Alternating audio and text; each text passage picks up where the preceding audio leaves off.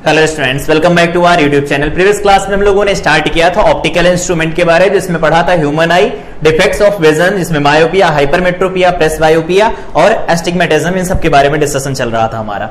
आज हम उसी के आगे कंटिन्यू कर रहे हैं। विजुअल एंगल देखेंगे, मैग्नीफाइंग पावर देखेंगे, सिंपल माइक्रोस्कोप देखेंगे, कंपाउंड माइक्रोस्कोप देखेंगे। यहाँ जो नहीं लिखे हैं उनके बारे में बात करेंगे, जैसे टेलीस्कोप हो गया और टेरेस्ट्रियल टेलीस्कोप हो गया, एस्ट्रोनॉमिकल टेलीस्कोप हो गया, रिफ्लेक्टिंग टेलीस्कोप हो गया और गैलीलियो का टेलीस्कोप हो गया। इन सब का डिस्कशन किया जाएगा। तो सबसे पहले डिस्कस करते हैं विजुअल एंगल क्या होता है। विजुअल एंगल को हम कम या ज्यादा कैसे कर सकते हैं, ऑब्जेक्ट का जो साइज होता है हमारी आंखों के लिए वो कैसे चेंज होता है। तो विजुअल एंगल को ऐसे डिफाइन किया जाता है कि हमारे पास अगर ये कोई ह्यूमन आई है, इसके बारे में हम लोगों ने पढ़ा है अब तक, ये है इसकी रेफरेंस लाइन। अगर ये कोई ऑब्जेक्ट है, सपोज ये कोई ऑब्जेक्ट है, ये ऑब्जेक्ट है, ठीक है, ये ऑब्जेक्ट है, तो इसकी इमेज कैसे बनती है वो बताने की नीड नहीं है, जानते हैं कैसे बनेगी। यहां कहीं पर ये लेंस होगा, इसकी इमेज यहां कहीं पर ऐसे बन जाएगी, ठीक है। ह्यूमन आई है ये, ह्यूमन आई, यहां पर ऑब्जेक्ट को रखा गया है। मान लेते h हाइट की ऑब्जेक्ट है और x डिस्टेंस दूर है, x डिस्टेंस दूर है। तो विजुअल एंगल को इस तरह से डिफाइन किया जाता है कि किसी ऑब्जेक्ट द्वारा हमारी आंखों पर जो एंगल बनता है, कोई ऑब्जेक्ट है अगर, वो हमारी आंखों पर कितना एंगल बना सकती है, उस एंगल की वैल्यू होती है, या उस एंगल को हम विजुअल एंगल कहते हैं। मतलब क्या है, angle formed at I the object by the object, object की वजह से जो एंगल बनता है हमारी आंखों पर, उसे कहते हैं विजुअल एंगल। इस विजुअल एंगल में हमें कौन कौन सी चीजें याद रखनी है, जैसे इसको हम सपोज थोड़ी देर के लिए थीटा लिख देते हैं। तो अगर यहां से हम स्मॉल वैल्यू के लिए बात करें कि यहां पर ये बहुत छोटी ऑब्जेक्ट है, तो उस केस में यहां से थीटा की वैल्यू लिखी जा सकती h डिवाइडेड बाई में x, ठीक है। Where theta is visual angle, ये क्या है, विजुअल एंगल। विजुअल एंगल बिल्कुल आराम से समझेंगे, सारी चीजों को एक एक करके कवर करेंगे। तो विजुअल एंगल क्या होता है समझ में आया, कोई भी ऑब्जेक्ट है हमारे आंखों पर कितना एंगल बना रही, दैट इज विजुअल एंगल, ठीक है। अगर ये विजुअल एंगल हो गया तो इसको ऐसे समझो, अगर हम बात करें कि ऑब्जेक्ट छोटी या बड़ी कब हमें दिखाई देती है, तो ऑब्जेक्ट का छोटा या बड़ा होना डिपेंड करता है विजुअल एंगल पर। इसका मतलब है कोई ऑब्जेक्ट हमारी आंखों पर बड़ा विजुअल एंगल बना रही तो वो ऑब्जेक्ट हमें बड़ी दिखेगी, और ऑब्जेक्ट अगर छोटा विजुअल एंगल बना रही तो वो हमें छोटी दिखेगी। तो इस केस में डिफाइन किया जाता है maximum visual angle, maximum visual angle, maximum visual angle को डिफाइन करते हैं हम। वो कैसे डिफाइन किया जाता है, इसको हम अल्फा से डिनोट किया करेंगे और इसे लिखा करेंगे h डिवाइडेड बाई में d, ऐसे लिखेंगे, या थीटा नॉट करके भी लिख दिया जाता है कभी कभी। Theta not is equal to में h डिवाइडेड बाई में d। d क्या होता है, तो ऑब्जेक्ट हम जानते जितनी पास होती है हमारे उतनी बड़ी दिखती है, लेकिन 25 सेंटीमीटर से तो अंदर ला नहीं सकते क्योंकि ब्लर हो जाएगी इमेज। तो मैक्सिमम विजुअल एंगल जो बन सकता है वो कितना बन सकता है, h डिवाइडेड बाई में d बन सकता है, मैक्सिमम वैल्यू होती है। तो मैक्सिमम वैल्यू हो गई है। अब यहां से देखो, अगर इस केस में हम थीटा को डिफाइन करते हैं कि विजुअल एंगल हमारे पास नॉर्मल है तो h डिवाइडेड बाई में x है, ठीक है। अब इसको हम दो केस के लिए जनरलाइज करते हैं, दो अलग अलग केस होंगे। पहला केस फर्स्ट देखो, फर्स्ट केस क्या है, फर्स्ट केस ये है कि ऑब्जेक्ट बहुत छोटी है और है हमारे आंखों के पास, ऑब्जेक्ट जो है बहुत छोटी है। मतलब अगर इसको हम ऐसे लिखें कि जो h की वैल्यू बहुत बहुत छोटी है x के, और x कहां पर रख दिया गया है, d पर रख दिया गया है, ऐसे लिख दो इसे अलग से मार्क करके, where x is equal to approximately d के बराबर है। तो इस समय पर जो एंगल बनना चाहिए वो तो सबसे बड़ा एंगल होना चाहिए, लेकिन एंगल के बड़े होने के लिए हमें h बड़ा चाहिए, x छोटा चाहिए।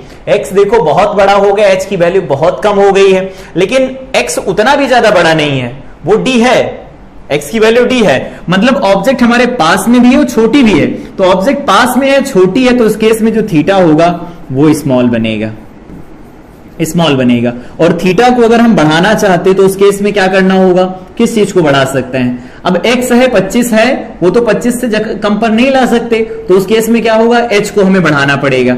एच को बढ़ाने का मतलब क्या है कि अगर हम स्मॉल ऑब्जेक्ट्स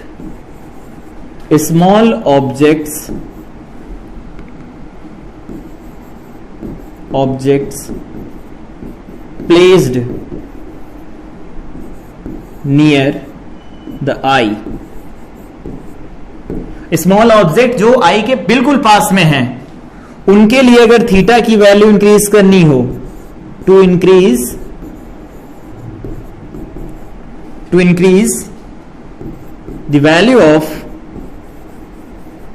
विजुअल एंगल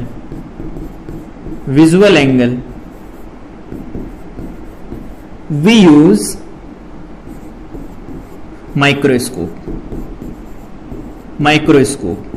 तो हम माइक्रोस्कोप का यूज कर लिया करेंगे। मतलब अगर थीटा की वैल्यू हमें बढ़ानी है, छोटी ऑब्जेक्ट पास में रखी फिर भी छोटी दिख रही है, तो उस केस में हम माइक्रोस्कोप का यूज करेंगे। केस सेकंड है, मान लो हम स्टार्स को देख रहे हैं, यहां पर बैक्टीरिया हो सकते हैं, उनके बारे में बात कर सकते हैं। स्टार्स के बारे में अगर बात करें, स्टार्स हो गए, प्लैनेट्स हो गए, इनको अगर देखना है, वो तो बहुत बड़े होते हैं, मतलब उनका एच तो बहुत ज्यादा होता है, लेकिन दिक्कत ये वो हमसे दूर बहुत होते हैं। तो दूर बहुत होते हैं मतलब एक्स की वैल्यू बहुत ज्यादा होती है। तो यहां पर एच तो होता है बिग, वेरी हाई वैल्यू, ऐसे लिख दो। एच की जो वैल्यू होती, वेरी हाई वैल्यू बहुत ज्यादा वैल्यू होती है। बट अगर हम बात करें यहां से एक्स, तो x की वैल्यू बहुत बहुत बहुत ज्यादा हो जाती है, किससे? d से। तो d से बहुत ज्यादा होने के केस में यहां पर भी थीटा कम आता है। तो थीटा को यहां पर बढ़ाने के लिए वी यूज टेलीस्कोप का यूज करते हैं इस थीटा को बढ़ाने के लिए। इसका मतलब बहुत दूर जो ऑब्जेक्ट है उनका भी थीटा कम, और जो बहुत पास में ऑब्जेक्ट हैं, बहुत छोटी हैं, उनका भी थीटा कम। तो पास में ऑब्जेक्ट है, बहुत छोटी है, उनका विजुअल एंगल बढ़ाना होगा तो हम माइक्रोस्कोप यूज करेंगे, या जो इंस्ट्रूमेंट यूज किए जाएंगे उनको माइक्रोस्कोप नाम देंगे। और जो दूर ऑब्जेक्ट हैं, बहुत बड़ी हैं, उनके लिए अगर थीटा की वैल्यू बढ़ानी होगी तो उनके लिए जो हम इंस्ट्रूमेंट यूज करने वाले ऑप्टिकल इंस्ट्रूमेंट, उनको टेलीस्कोप कहा जाएगा। ठीक है, ये हो गया visual angle. Maximum visual angle हमेशा h/d से हम लिखा करेंगे। सबसे पहले बात करते हैं कि मैग्नीफाइंग पावर क्या होती है अगर विजुअल एंगल समझ लिया तो अगर हम बात करते हैं किसी ऑब्जेक्ट को हम खड़े होकर के देखें और सीधे उसे डायरेक्टली अपनी आंखों से हम देखें, तो हमारी आंखों पर कितना विजुअल एंगल बन रहा है, that means maximum visual angle कितना बन रहा है।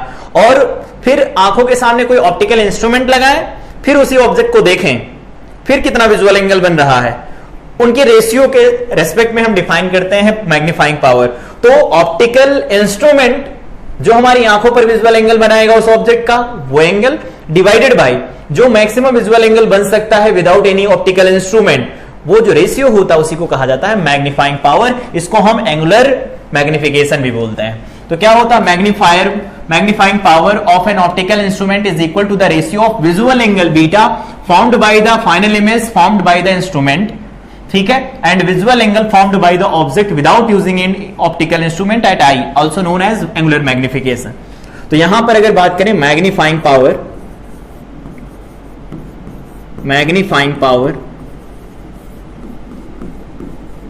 पावर इज गिवन बाय, क्या लिख सकते हैं यहां पर, बीटा डिवाइडेड बाय में अल्फा।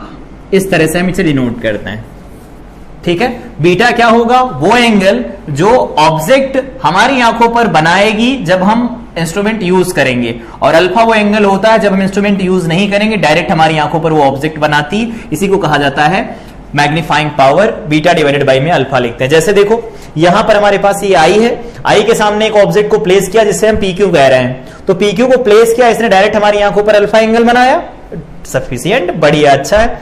लेकिन यहां पर इसकी जो इमेज बनी किसी ऑप्टिकल इंस्ट्रूमेंट से, उसने आंखों पर एंगल बनाया बीटा, तो बीटा डिवाइडेड बाय अल्फा को हम डिफाइन करते हैं यहां पर मैग्नीफाइंग पावर।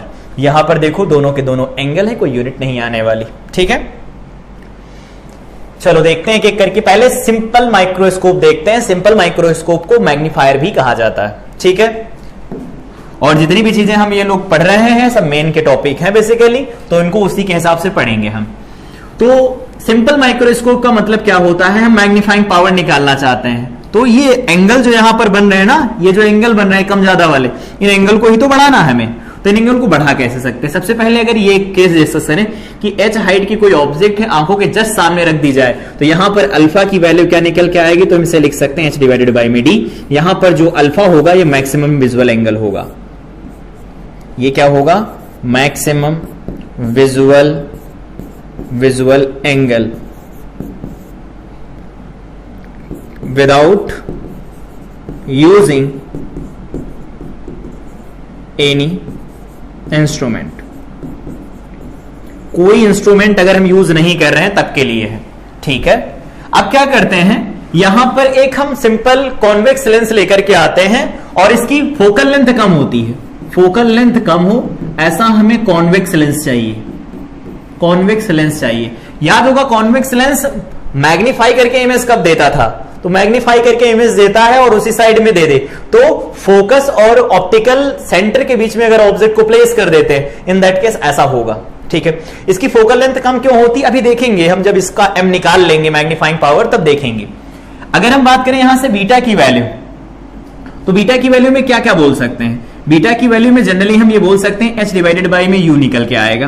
तो अगर हम यहां से बीटा की वैल्यू निकालें तो इसे लिख सकते हैं h डिवाइडेड बाई में u बनेगा, ठीक है। यहां पर ऐसा लिखना चाहें तो d के अलग अलग केस में लगा लेंगे, लेकिन बीटा की जनरली वैल्यू बन जाएगी h बाई यू, क्योंकि देखो ये वाले में भी बीटा है, ये वाला भी बीटा है, तो हम इस वाले को h डिवाइडेड बाई में u को ऐसा लिख लेंगे, ठीक है। अगर हम मैग्नीफाइंग पावर को डिफाइन करते हैं यहां पर सिंपल माइक्रोस्कोप के लिए, तो उसे लिखेंगे बीटा डिवाइडेड बाई में alpha that is equal to h divided by में u, और यहां पर बन जाएगा h डिवाइडेड बाई में d, सही है। तो यहां से m की वैल्यू क्या निकल के आएगी? d डिवाइडेड बाई में u, ये भी अच्छा है। अब इसमें दो अलग अलग केस बनते हैं। याद होगा जब हम लोगों ने डिस्कस किया था प्रीवियस क्लास में, तो पढ़ा था कि ये सबसे ज्यादा रिलैक्स कब होती है, सबसे ज्यादा स्ट्रेस इन पर कब होता है। तो इन्फिनिटी का केस हो सकता है, डी का केस हो सकता है। तो इमेज अगर फॉर्म होती है, इमेज इज फॉर्म्ड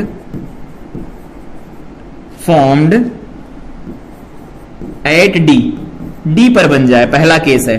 तो डी पर अगर इमेज बन जाएगी, डी पर इमेज बन जाएगी तो ठीक है सब, ठीक है, h डिवाइडेड बाई में u बनेगा, सही है, और h डिवाइडेड बाई में d बनेगा, तो d डिवाइडेड बाई में u हम इसे लिख लेंगे, बढ़िया है, हाँ ठीक है।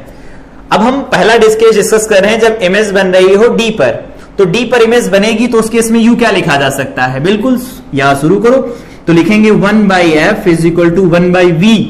v का मतलब इमेज कहां बने? d पर, तो d क्या लिखा जाएगा? माइनस डी के साथ माइनस 1/u। ऑब्जेक्ट कहां है? तो ऑब्जेक्ट रखी जाएगी माइनस u के ऊपर। सॉल्व कर दें इसे, तो 1/f यहां पर बन जाएगा plus 1/d is equal to 1/u। तो 1/u की वैल्यू यहां पर पुट कर देते हैं, तो उस केस में जो मैग्निफिकेशन निकल के आएगा वो बनेगा d into 1/f plus 1/d। d को अगर मल्टीप्लाई करा दोगे तो बन जाएगा 1 प्लस d डिवाइडेड बाई में f। अब देखो फोकल लेंथ अगर कम हो जाएगी तो मैग्नीफाइंग पावर बढ़ेगी ना, तो फोकल लेंथ इसीलिए कहा था कम रखते हैं। ये तो हो गया पहला केस। दूसरा केस हो सकता है B point, image is formed at infinity. Infinity image जो है वो इंफिनिटी पर बन रही है, तो इमेज इंफिनिटी पर बनेगी तो उस केस में क्या होगा?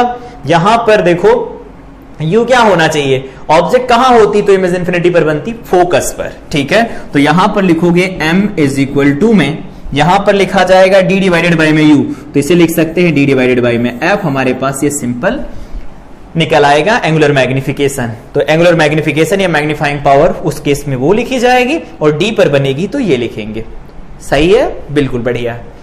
अब बात आती है, क्या हम इससे ज्यादा मैग्नीफाइंग पावर को बढ़ा सकते हैं? तो बढ़ा सकते हैं, एक की जगह 2 लेंस ले लो, लेकिन जैसे ही नंबर ऑफ लेंसेस बढ़ेंगे जो इमेज फॉर्म होगी उसकी इंटेंसिटी कम हो जाएगी, ध्यान रखना। तो अगर हम इसको सिंपली यूज करते तो इसकी इंटेंसिटी ज्यादा है, इसकी जगह पर अगर हम कंपाउंड माइक्रोस्कोप का यूज करने लगे, कंपाउंड माइक्रोस्कोप का, तो ये क्या है? इसमें 2 लेंसेज लगे होते हैं और दोनों लेंसेज को अलग अलग केस में एडजस्ट किया जाता है। तो अगर हम पहले बात करें सिंपली कि हम यहां से जो फार्मूला डिराइव कर सकते हैं वो कैसा कर सकते हैं, तो उस केस में हमारे पास ये तो केस बनेगा कि एक ऑब्जेक्ट है यहां पर जिसकी हाइट h है और यहां कहीं पर हमारे पास आंख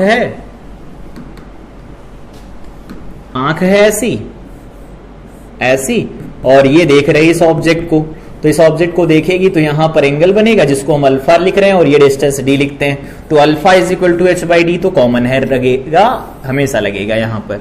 ठीक है, दूसरे केस में क्या हो सकता है, यहां पर दोबारा से जो एंगल बनता है हमारी आंखों पर, इस एंगल को हम लिख देते हैं बीटा, तो ये वाला एंगल भी बीटा हो जाएगा, यहां पर लिख देते हैं C2 और इस वाले को लिख देते हैं C1।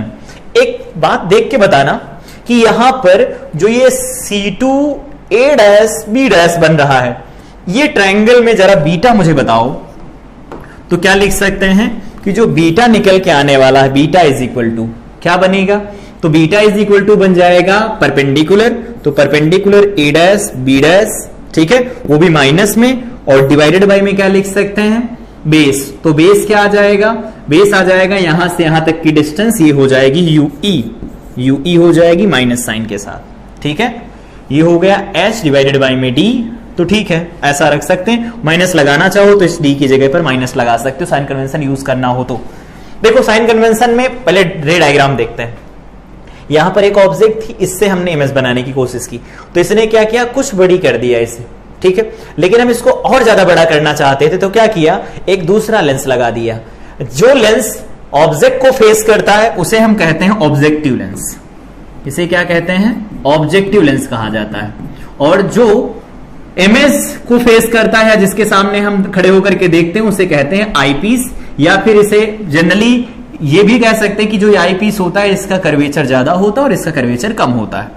एक और पॉइंट यहां से देखो, अब यहां से दोबारा से जब लाइट रेज जाकर के इस पर गिरेंगी और इधर की तरफ फैलेंगी, और ये वाला जो इमेज बनता है वो इस वाले के फोकस के अंदर बन जाता है, तो जब फोकस और ऑप्टिकल सेंटर के बीच इमेज होती है तो उसकी तो उसी साइड इमेज बनती है, और उसकी इमेज यहां पर देखो डी पर बन रही, कहीं पर भी बन सकती, मान लेते हैं वी पर बन रही है। तो पहले केस में क्या होगा, अल्फा की वैल्यू h बाई डी है, बीटा की value minus a b by u e है। तो अगर मैग्नीफाइंग पावर को हम डिफाइन करते हैं, that is equal to m, तो m क्या लिखा जाएगा, तो m को लिख सकते हैं ab, ab ही तो हो सकता है, तो ab लिख सकते हैं, h की वैल्यू मतलब हाइट ऑफ ऑब्जेक्ट, तो वो ab लिख सकते हैं, और डिवाइडेड बाई में माइनस डी, और यहां पर लिख सकते हैं minus a dash b dash divided by में ue with negative sign, minus ue।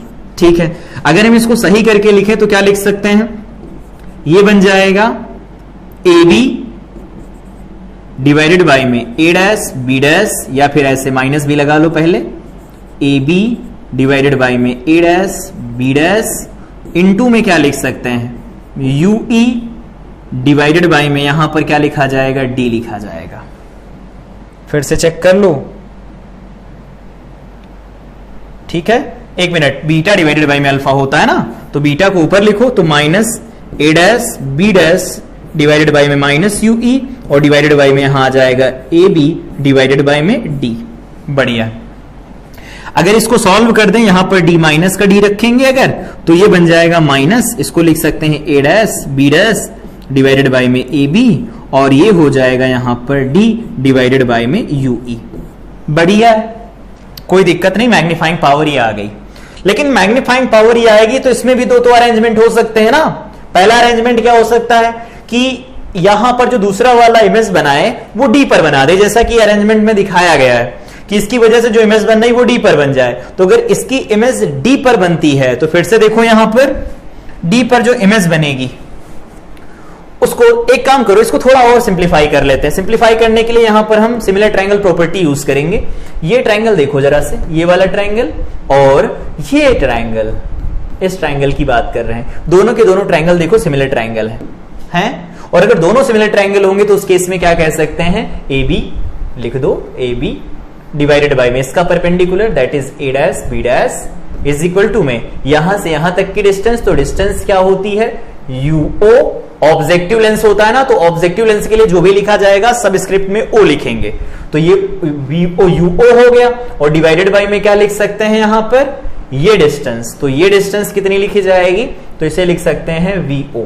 ठीक है, बढ़िया है। सिर्फ हम यहां यूज कर रहे हैं सिमिलर ट्रायंगल प्रॉपर्टी। हमें क्या चाहिए, ए डैश बाई बी डैश, तो एक काम करो, मैग्नीफाइंग पावर को थोड़ा और ठीक कर लो, m is equal to minus A dash B dash by a b, क्या लिखा जाएगा, वीओ अपॉन यूओ, और यहां पर बन जाएगा ब्रैकेट के अंदर वो बनेगा d डिवाइडेड बाई में ue। बढ़िया। केस पहला डिस्कस कर लेते हैं आओ, या यहां पर ना डिस्कस करके m को ऐसा ही लिख के छोड़ देते हैं। अभी इस केस में लेंथ ऑफ ट्यूब क्या आएगी?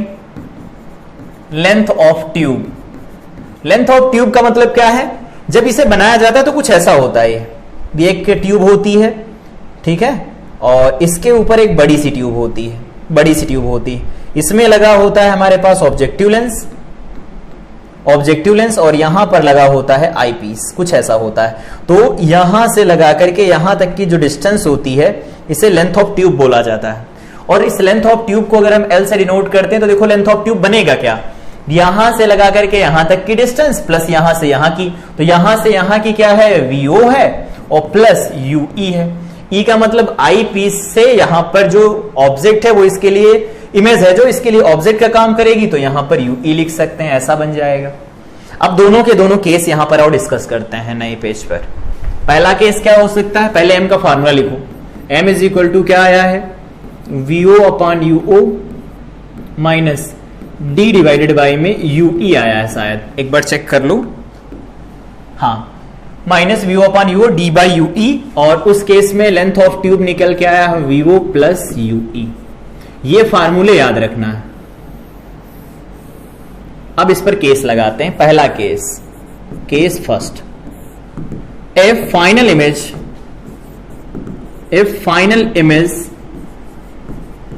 Is formed eight D. अगर फाइनल इमेज डी पर बने, least distance for clear vision पर बने, तो उस केस में क्या हो सकता है? तो उस केस में डायरेक्ट यहां से लगाएंगे 1/f, दूसरे वाले के लिए लगाना है, इधर वाले के लिए।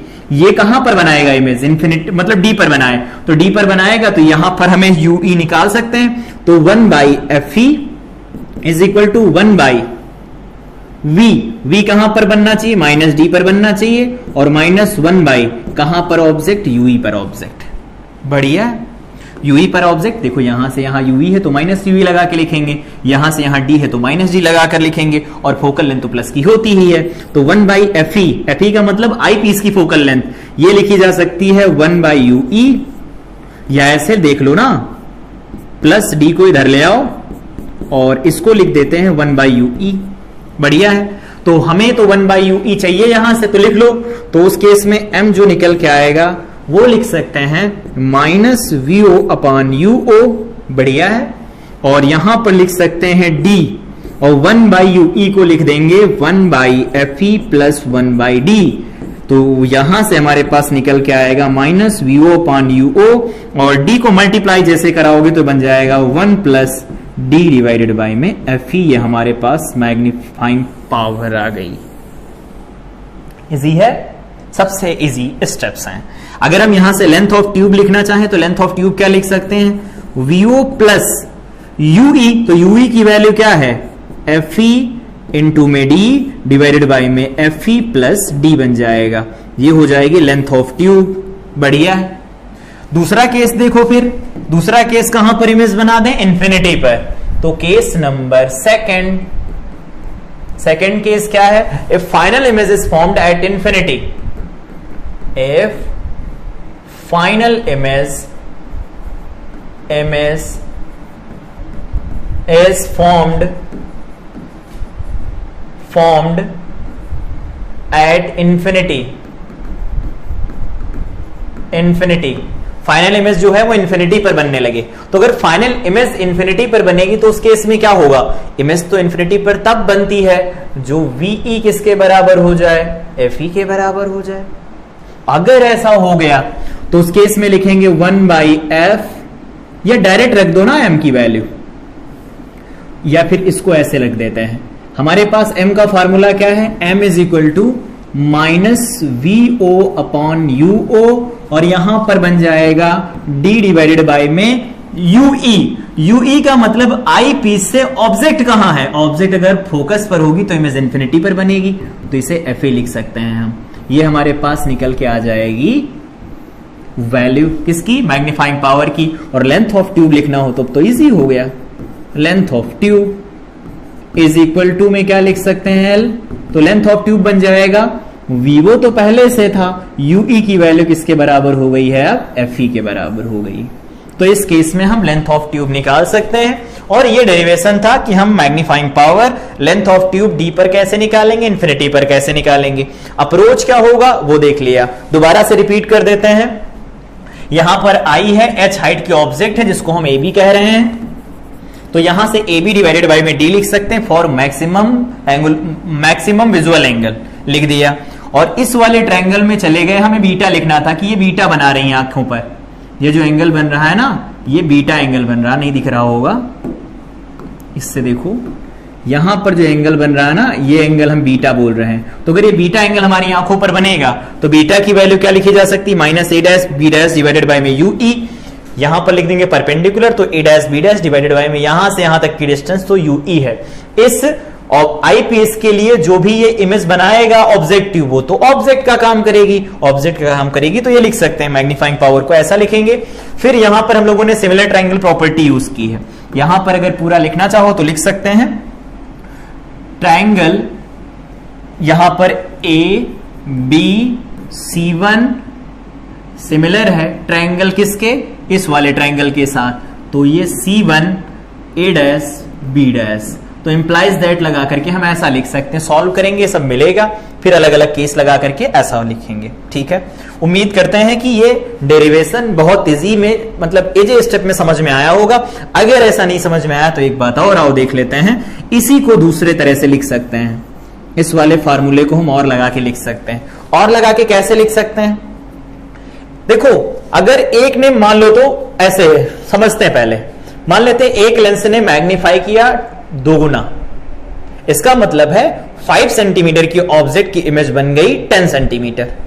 ठीक है, दूसरे लेंस ने उसको 3 गुना कर दिया, इसका मतलब है 5 की जो इमेज बन गई वो कितनी बन गई, तो 5 पहले था 10 बनी और 10 की 3 गुना करोगे तो कितनी बन जाएगी, 30 सेंटीमीटर की बन जाएगी।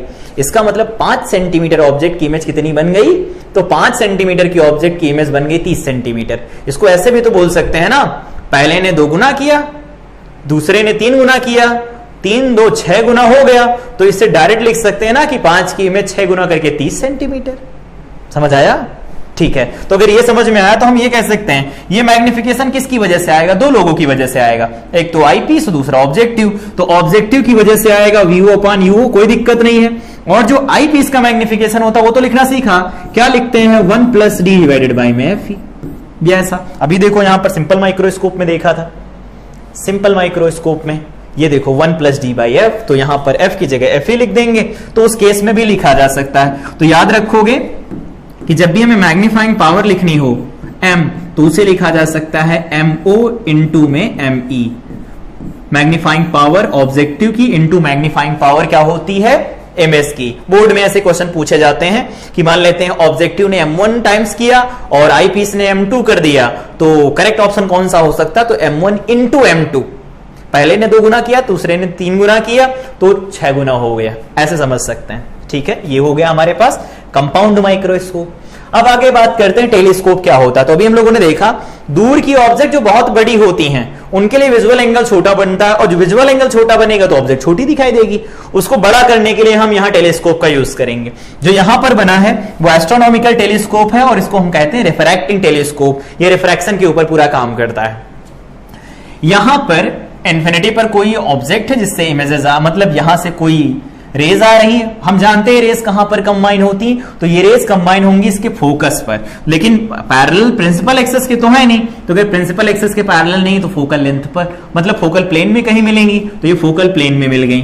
तो अगर इस केस में यहां से लिखा जाए अल्फा, तो अल्फा क्या लिख सकते हैं, देखो ये अल्फा, तो इसको अल्फा लिख सकते हैं प्रॉपर्टी से, तो अल्फा लिखेंगे तो इस वाले में अल्फा लिख लो, और ये आंखों पर बन रहा है बीटा, तो इसमें बीटा लिख लो।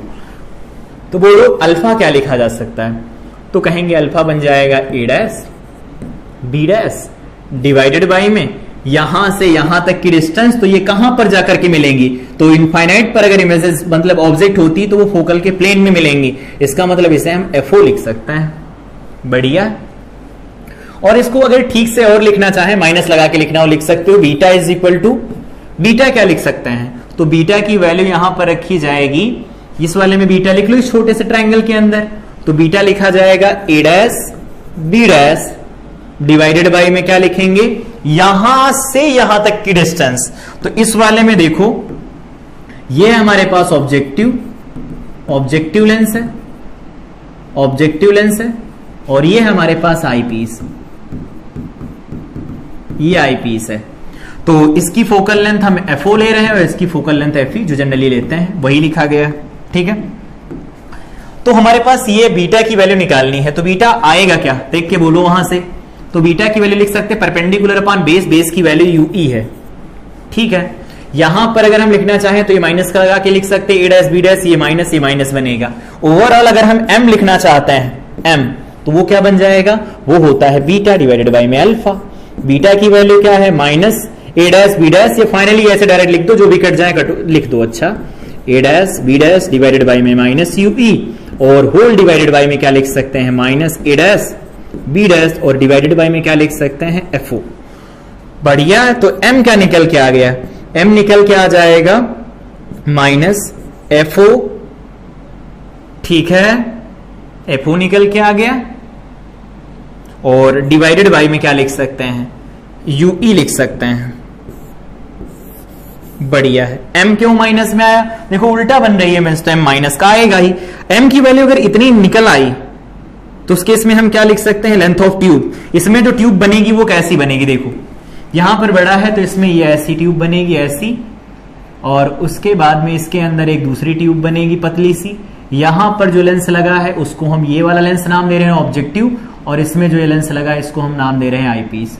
तो इस तरह से, तो यहां से यहां तक की जो लेंथ होगी उसे लेंथ ऑफ ट्यूब बोलेंगे, और लेंथ ऑफ ट्यूब अगर बोलेंगे तो इसे लिख सकते हैं L इज इक्वल टू में यहां से यहां तक की डिस्टेंस, तो वो है FO, प्लस यहां से यहां तक की डिस्टेंस तो UE है, तो UE लिख दो, ये हो गई length of tube.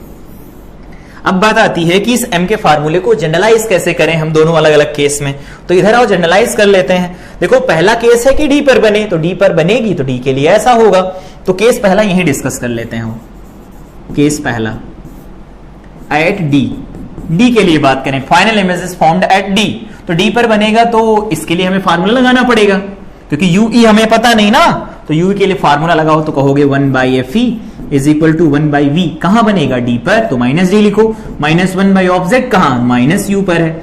Implies that लगा लो, इंप्लाइज दैट लगाओगे तो ये 1/UE, तो इसे लिख सकते हैं 1/FE plus 1/D is equal to 1/UE। तो यहां से इंप्लाइज दैट M जो लिखा जा सकता है उसे लिख सकते हैं माइनस FO इंटू में 1/UE, तो बन जाएगा 1/FE प्लस 1/D। इसको थोड़ा अच्छा कर लें, जो बुक में लिखा रहता उस तरह से, तो माइनस FO अपॉन FE कर लेते हैं, तो FE कॉमन लोगे तो यहां हो जाएगा 1 प्लस यहां पर बन जाएगा FE डिवाइडेड बाई में D।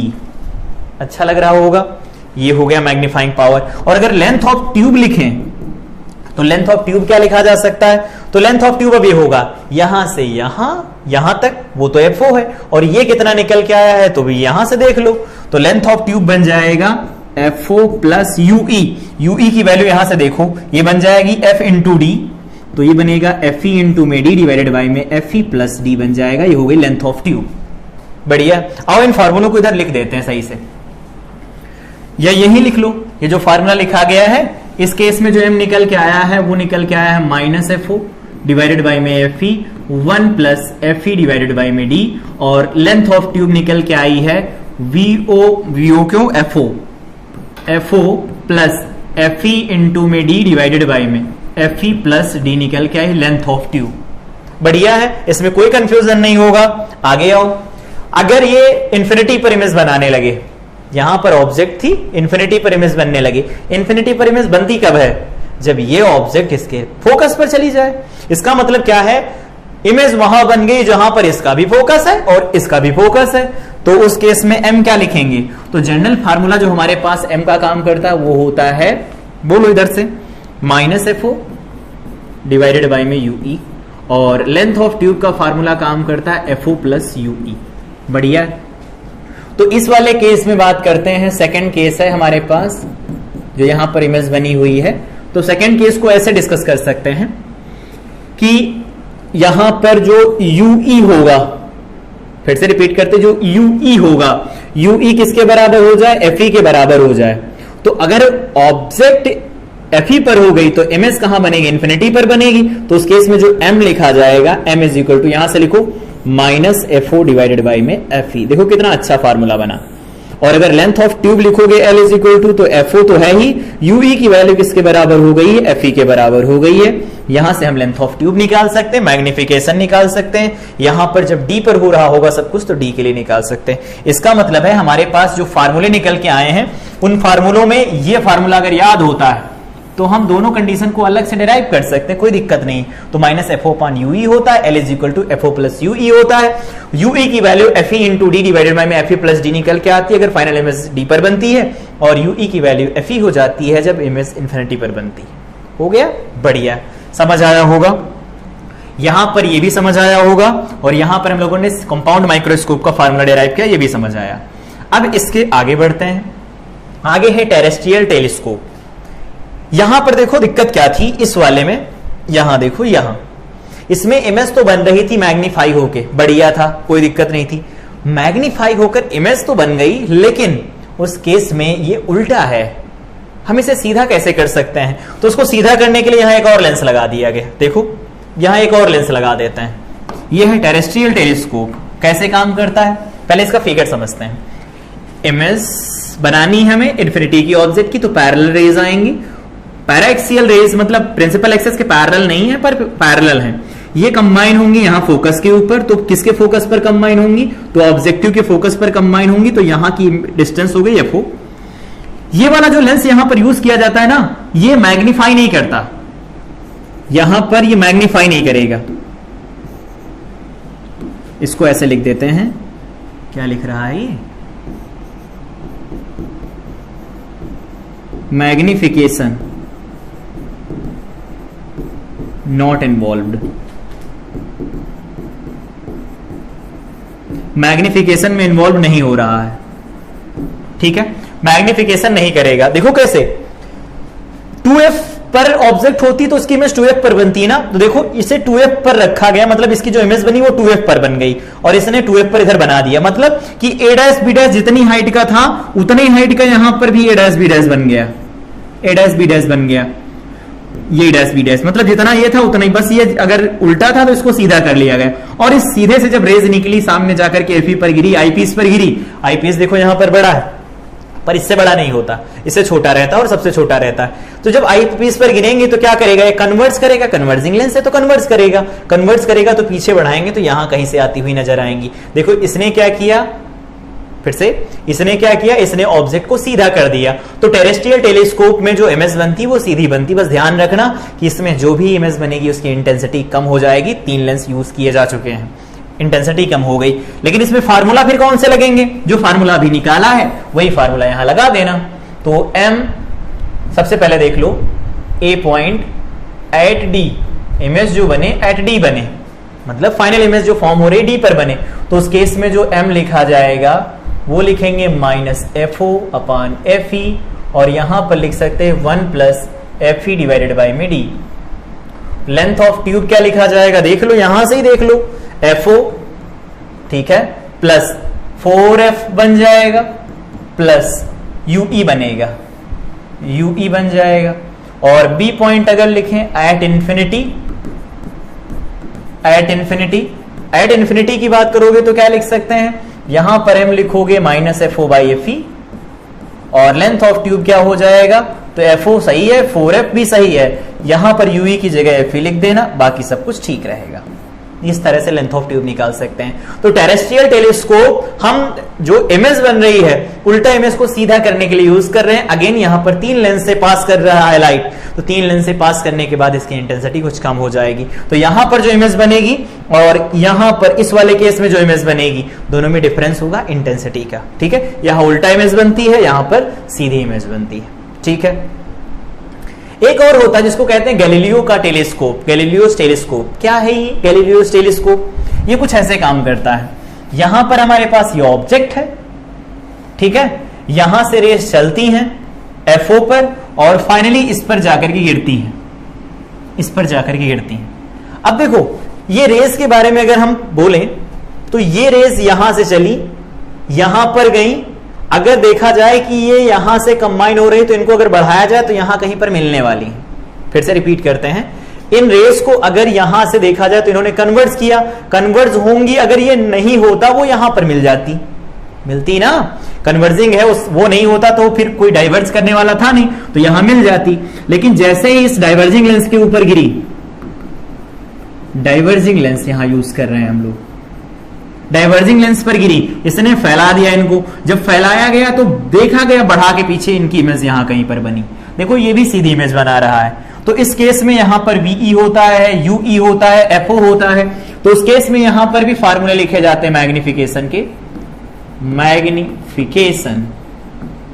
मैग्निफिकेशन गैलीलियो के टेलीस्कोप का मैग्निफिकेशन जो यहां पर लिखा गया ना मैग्निफिकेशन, तो यहां पर मैग्निफिकेशन जैसे यहां पर M- लगा करके लिखा जाता था, इस वाले में देख लो, इसमें ये माइनस साइन हटा देना क्योंकि यहां पर इमेज कैसी बन रही है, इरेक्ट बन रही है, तो ये माइनस साइन यहां से हटा लेना, FO upon FE M is equal to बन जाएगा। ठीक है, यहां पर भी ये माइनस हटा लेना, इसे हटा देता है, माइनस साइन हटा लेना, ये FO बाई FE हो जाएगा, पॉजिटिव बन रही ना इमेज। ठीक है, यहां पर भी माइनस नहीं रहता, इस वाले में भी माइनस नहीं रहेगा क्योंकि इमेज कैसी बन रही है, इरेक्ट बन रही है, तो इसमें भी ऐसा है। पहला केस बनेगा एट डी की बात करोगे तो वही जो उसमें लिखा है FO डिवाइडेड बाई में FE 1 plus FE by D लिखते हैं, इसमें कोई दिक्कत नहीं, बढ़िया है। लेंथ ऑफ ट्यूब लिखोगे तो क्या लिखोगे, FO माइनस माइनस UE लिखते हैं, प्लस UE लिखते हैं ना, इसमें माइनस लिखना पड़ेगा। कैसे, आओ देखो, यहां से लगा करके यहां तक की डिस्टेंस, ये डिस्टेंस है लेंथ ऑफ ट्यूब। फिर से रिपीट करते हैं, यहां से लगा करके यहां तक की डिस्टेंस है लेंथ ऑफ ट्यूब। तो अगर इस डिस्टेंस को हम निकालना चाहें तो देखो क्या है, यहां से लगा करके कहां पर मिलेंगी, तो फोकस पर मिलेंगी, तो वो तो हो गया FO, और यहां से देखो, यहां से लगा करके यहां तक की डिस्टेंस वो तो UE है, तो यहां पर FO माइनस UE लिखा जाएगा, UE को मॉड वाइज रखेंगे ताकि जुड़ ना जाए कहीं गलती से, ऐसा रख लो। और B पॉइंट अगर लिखें एट इंफिनिटी, एट इंफिनिटी की बात करोगे तो क्या होगा, यहां पर M जो लिखा जाएगा वो FO बाई FE लिखेंगे, जैसे वहां लिखा, प्लस का होगा क्योंकि यहां पर वर्चुअल और इरेक्ट इमेज बन रही है, और साथ में यहां पर लेंथ ऑफ ट्यूब जो लिखा जाएगा FO माइनस FE लिखा जाएगा, ऐसा घटा के लिखेंगे हम इसे, क्योंकि उस केस में UE जो होगा वो FE हो जाएगा, घटा के लिखेंगे, लेंथ ऑफ ट्यूब हमें मिल जाएगी। तो गैलीलियो का टेलीस्कोप इस तरह से काम करता है। फार्मूलों में कुछ ज्यादा बेसिक डिफरेंस नहीं है, सेम वही है, इसलिए इन फार्मूलों को हम डेराइव नहीं कर रहे, डायरेक्ट यूज कर लेंगे। यहां पर जैसे डेराइव किया है ना, यहां डेराइव किया हम लोग, यहां पर डायरेक्ट यूज करेंगे। बस ये ध्यान रखना, यहां पर माइनस साइन नहीं आएगा, इमेज इरेक्ट बन रही है, यहां पर माइनस साइन नहीं आएगा, इमेज इरेक्ट बन रही है, यहां पर जो इमेज बन रही है वो इन्वर्टेड बन रही है, इन्वर्टेड बनेगी तो माइनस आएगा। एक और पॉइंट है यहां पर डिस्कस कर लेते हैं, दैट इज रिफ्लेक्टिंग टेलीस्कोप। ये बोर्ड का टॉपिक है, बोर्ड का टॉपिक है कि बोर्ड में अगर पूछा जाए कि रिफ्लेक्टिंग टेलीस्कोप,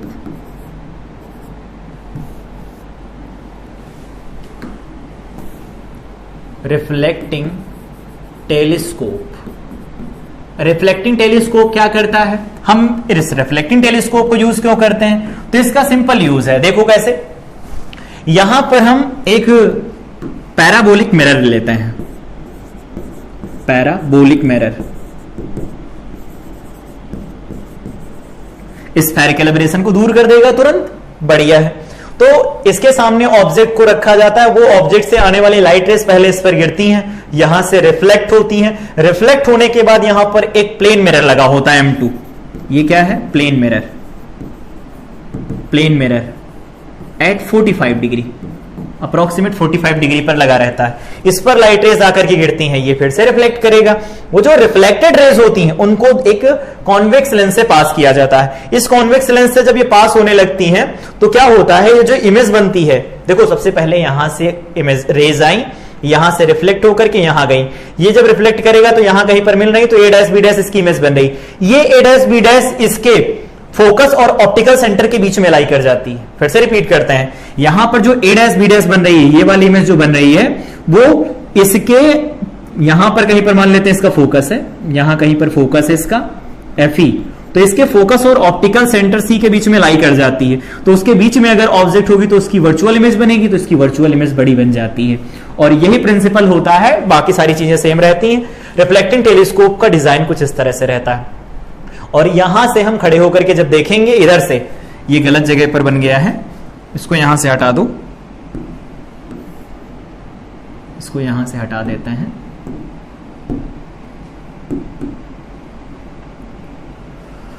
आउटलाइन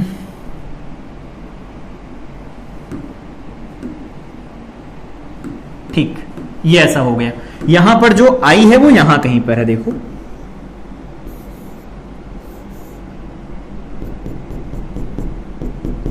आई यहां कहीं पर है, तो इस आई को ये वाली इमेज दिख रही होगी। तो यहां पर लाइट रेज आ रही हैं, स्फेरिकल एब्रेशन को दूर कर दिया इसने पैराबोलिक मिरर लेकर के, पैराबोलिक मिरर पर गिरी, उसके बाद ये प्लेन मिरर पर गिरी, प्लेन मिरर ने उसकी इमेज बनाई, वो इमेज लाई कर रही है इसके फोकल लेंथ और ऑप्टिकल सेंटर के बीच, और इसने उसे मैग्नीफाई कर दिया। तो रिफ्लेक्टिंग टेलीस्कोप कुछ इस तरह से काम करता है। अगर आप बोर्ड की भी तैयारी कर रहे हैं साथ में, तो उसका डिजाइन अगर बनाने के लिए आता है कि अगर इसका रे डायग्राम बनाओ, तो रे डायग्राम कुछ इस तरह से बनाया जा सकता है। ठीक है, यहां पर हम लोगों ने देख लिया कि गैलीलियो का टेलीस्कोप कैसे काम करता है, इसको कैसे समझ सकते हैं। यहां पर हम लोगों ने डिस्कस कर लिया टेरेस्ट्रियल टेलीस्कोप कैसे काम करता है। यहां पर हम लोगों ने देख लिया कि एस्ट्रोनॉमिकल टेलीस्कोप कैसे काम कर सकता है और उसका फार्मूला कैसे डिराइव कर सकते हैं। सबसे इजी वे है डिराइव करने का ये। यहां पर हम लोगों ने डिस्कस किया कंपाउंड माइक्रोस्कोप का डेरिवेशन क्या था, तो डी पर बनता है तब ऐसा है, इन्फिनिटी पर बनता है तब वो ऐसा लिखा जाता है, और एमओ इंटू एमई लगा करके भी हम मैग्निफिकेशन लिख सकते हैं, कोई इशू नहीं है। यहां पर देख लिया कंपाउंड माइक्रोस्कोप का फिगर जब डी पर बनता है और इन्फिनिटी पर बनता है तो वो भी देख सकते हैं। यहां पर हम लोगों ने सिंपल माइक्रोस्कोप का कवर कर लिया, और उसमें जो मैग्निफिकेशन निकल के आया 1 + d/f, और दूसरा आया 1 d/f, दोनों निकल के आ गए यहां से। यहां पर हम लोगों ने मैग्नीफाइंग पावर को कैसे देखा कि रिलेट कर सकते हैं। यहां पर देखा विजुअल एंगल, दोनों केस देख लिए कि टेलीस्कोप का यूज कब करना है, माइक्रोस्कोप का यूज कब करना है। यहां पर हम लोगों ने इन सारी चीजों को कवर कर लिया। तो कंपाउंड माइक्रोस्कोप कवर किया हम लोगों ने, साथ में यहां पर हम लोगों ने एस्ट्रोनॉमिकल टेलीस्कोप कवर कर लिया, ठीक है, और टेरेस्ट्रियल टेलीस्कोप कवर कर लिया, ठीक है, और गैलीलियोस टेलीस्कोप कवर किया, टेलीस्कोप कवर कर लिया, ठीक है। ये astronomical telescope, terrestrial telescope, Galileo का टेलीस्कोप कवर कर लिया, साथ में यहां पर रिफ्लेक्टिंग टेलीस्कोप कवर किया। मतलब यहां पर ऑप्टिकल इंस्ट्रूमेंट की जितनी भी थ्योरी थी उसको कवर कर लिया है। रिजॉल्विंग पावर यहां पर अभी हम डिस्कस नहीं कर रहे हैं। अगेन रिजॉल्विंग पावर जब हम लोग वेव ऑप्टिक्स पढ़ेंगे वहां पर डिस्कस करेंगे डिफ्रैक्शन के बाद, ठीक है। तो अभी यहां पर हम रिजॉल्विंग पावर किसी की भी डिस्कस नहीं कर रहे हैं, ठीक है। तो इस क्लास में हम लोगों ने कवर कर लिया कि ऑप्टिकल इंस्ट्रूमेंट क्या होते हैं, उनकी मैग्नीफाइंग पावर कैसे लिखी जा सकती है, इनके ऊपर जो पिछले साल क्वेश्चन बने हैं उन सबका डिस्कशन नेक्स्ट क्लास में हम लोग करेंगे। साथ में इसके ऊपर क्वेश्चन प्रैक्टिस भी करेंगे कि अप्रोच हमारा क्या होना चाहिए। इवन फार्मूले अगर हमें याद ना हो तो भी हम क्वेश्चन लगा सकते हैं। इंडिविजुअल जाकर के कैलकुलेशन हमें करनी पड़ेगी, ठीक है। अलग अलग लेंस के लिए अलग अलग कैलकुलेशन करनी पड़ेगी।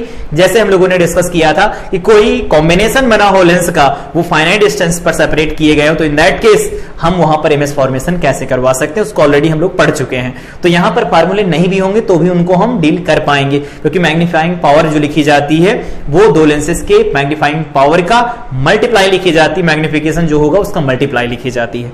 तो ये क्लास थी जिसमें हम लोगों ने ऑप्टिकल इंस्ट्रूमेंट कवर कर लिए। अगली क्लास में हम इनके पीवाईक्यूज डिस्कस करेंगे, देन आफ्टर हम स्विच कर जाएंगे वेव ऑप्टिक्स की तरफ। यहां पर काफी क्लासेस भी हो गए हैं, लेकिन रे ऑप्टिक्स जो चैप्टर था इसमें ज्यादातर क्वेश्चन जो बनते हैं उनको हम लोग ऑलरेडी डिस्कस कर चुके हैं कि प्रिज्म हो गया, टोटल इंटरनल रिफ्लेक्शन हो गया, स्फेरिकल सरफेस से रिफ्रैक्शन हो गया, लेंस मेकर फार्मूला हो गया, इन सब पर क्वेश्चन खूब सारे बनते हैं। बाकी लेंस और मिरर के कॉम्बिनेशन के ऊपर खूब क्वेश्चन बनते हैं जिसको हम लोग डिस्कस कर चुके हैं। तो मिलते हैं अगले लेक्चर के साथ।